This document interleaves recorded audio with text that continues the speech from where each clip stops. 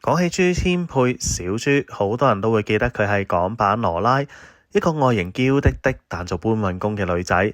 佢曾經喺2017年因為一張喺尖沙咀搬貨嘅相片爆紅，之後仲紅到返內地參加過唔少節目同拍過廣告。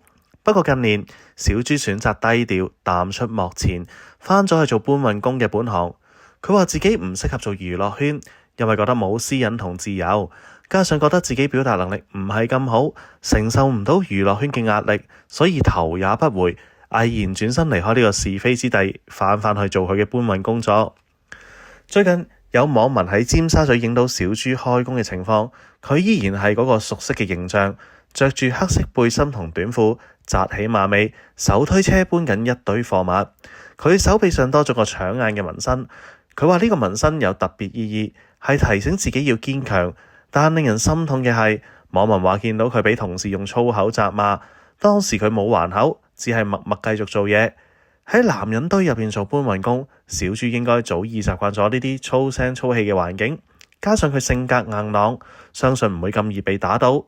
不過網民見到佢咁辛苦，都好心痛，話佢太操勞，希望佢多啲休息，甚至有人希望佢揾到另一半，以後唔使喺咁熱嘅天氣下搬貨。小朱嘅人生故事真係好特別，佢喺香港出世，細個住喺美孚新村，因為阿爸做物流，經常帶佢去貨櫃碼頭睇貨櫃裝卸，工人辛勞嘅身影，巨型貨櫃車來往嘅畫面，早已印喺佢細個嘅腦海入邊。點知長大之後，佢真係成為咗一名運輸工人。小朱話自己細個成日唔出聲，性格似男仔，所以老豆又當佢係仔咁教，訓練佢體能，要佢堅強同獨立。小朱細個係個乖女，6歲隨家人去台灣，中學時期再搬去廈門。對於居無定所嘅生活，佢從未投訴。直到中三下學期，佢終於爆發。當時阿爸生意唔好，心情差，有次同佢嗌交，小朱一時之氣，獨自走返香港。失去父母嘅依靠，小朱反而更努力揾食養活自己。第一次一個人生活，佢以大約2000蚊租住土瓜灣唐8樓一個單位，先後做過文員、酒店接待員、保安等工作，但因為人事關係複雜，佢最終放棄，轉投運輸業。點知一做就愛上，仲一做就10年。雖然人工唔高，但至少養得到自己。佢細個訓練出嚟嘅獨立同自主精神，喺呢個時候完全展現出嚟。正因為離家出走過，體驗到生活嘅唔容易，令佢更明白爸爸生意失敗嘅壓力同重擔。不但父女重修舊好，佢亦立志要揾多啲錢，改善屋企人嘅生活。小朱每日搬運比自己重好多嘅貨物，喺工廠區同送貨點之間走嚟走去，無論遇到邊個，佢都會微笑點頭同打招呼，親切真誠已經係佢嘅標記。佢話阿爸管教好嚴，特別強調要有禮貌，試下食飯唔叫人，佢一巴車過嚟啊！長大方知父母恩，佢好感激老豆好嚴厲嘅教導，令佢知道以禮待人嘅重要性。小朱19歲入行做搬運工，22、23歲開始喺超級市場拆貨，28、9歲嗰陣就轉去跟5噸半貨車送糧油雜貨。佢話運輸工每日唔定時工作，有時要返10幾粒鐘，日日睇 order 做人，送貨點多到20至30個。佢做嘅係粗重功夫，有時一般就係幾百公斤貨物，例如米、日用品。試過一個人落60板貨，做到半夜腳都軟。有時烈日當空，佢疲於喺貨車之間奔跑，甚至試過體力不支，近乎暈倒。但佢總係笑住話：飲啲水休息，再飲1公升奶，又冇事。佢好堅強，話自己鍾意出汗，因為感覺好爽啊！喺運輸業，小朱得到好多肯定同尊重，街坊、同行、客人見到佢咁捱得，都會讚佢好本事，捱得耐。有啲餐廳收貨負責人仲話佢有型，令佢好開心。佢老闆話小朱性格男仔頭，唔服輸，經常話佢哋做到，我都做到。佢工作勤力，有交代，極少請假。老闆一視同仁，唔會因為小朱係女人就輕視佢，亦唔會特別遷就佢。有時小朱手腳慢咗啲，老闆都會鬧佢。不過小朱完全唔介意，仲話人同人之間梗係直接啲比較好，有話直說，唔使估估下。小朱話佢喺運輸界得到肯定同尊重，入邊賺錢，入邊操 fit 自己，不知幾好啊！雖然女人做呢行爆發力同耐力唔及男人，而身體亦都多咗唔少疤痕。但小豬覺得值得。佢話有啲客人見我係女仔會幫手，但最重要係態度。你尊重人，人哋先會尊重你。佢對人客客氣氣，粗獷形象背後其實係個怕醜嘅乖乖女。佢放假會似返女仔，行街 shopping 會着裙，唔想俾人當怪獸咁望。小豬知道搬貨唔可以搬一世，所以有計劃考車牌，想揸16噸或者24噸大車，賺多啲錢。佢試過考貨 van 牌，2020年成功攞到，目標係將來擁有自己嘅車隊。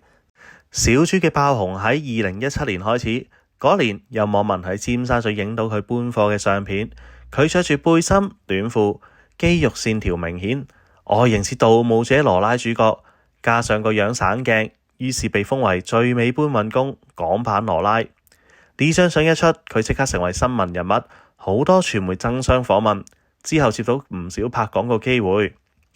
佢喺演藝圈嘅日子雖然唔係好長，但都有過唔少嘅經歷，例如參與過譚詠麟嘅 MV《移動人》嘅拍攝，飾演女主角，又同林子祥拍過《Lamb Musical》2019演唱會宣傳片，仲參加過歌唱比賽節目。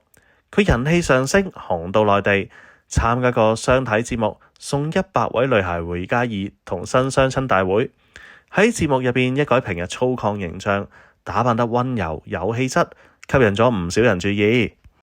喺2019年新相親大會入邊，小豬以白色連身裙登場，化咗妝，完全同搬運工形象唔同。佢話自己過去有2段唔太愉快嘅戀愛經歷，病咗嗰陣會覺得無助，所以希望揾到一個腳踏實地、唔貪快錢、尊重佢職業嘅男人。佢喺節目入邊好坦白，話會繼續做搬運工，因為呢份工係佢嘅人生一部分。節目入邊有男嘉賓讚佢可愛，覺得佢令人想保護。最後佢同身高160cm 嘅主持人榮迪生配對成功。榮迪生父母對佢職業嘅看法亦有分歧，母親要求佢放棄搬運工，但父親就覺得佢職業受矚目，會格外照顧佢。榮迪生喺節目就話職業無分貴賤，承諾會俾小豬安穩嘅生活，唔使佢再捱苦。小豬最後喺選擇環節不加思索就揀咗榮迪生，仲俾榮迪生以公主抱抱佢落台。不過小豬後嚟坦言唔適應幕前生活，參加節目其實係俾經理人逼上去。佢唔中意嗰種做作嘅環境，對榮迪生冇好感。節目之後兩人傾咗幾句就分咗手。佢話三觀唔啱，傾咗幾傾就拜拜咗。小豬覺得做明星要俾人夾到實，冇私隱同自由，唔係佢想要嘅人生，所以佢好快選擇咗淡出，回歸搬運工嘅生活。佢話喺運輸業先揾到真正嘅自己，雖然辛苦但踏實。佢話我中意我嘅工作，流自己嘅汗，食自己嘅飯，好踏實。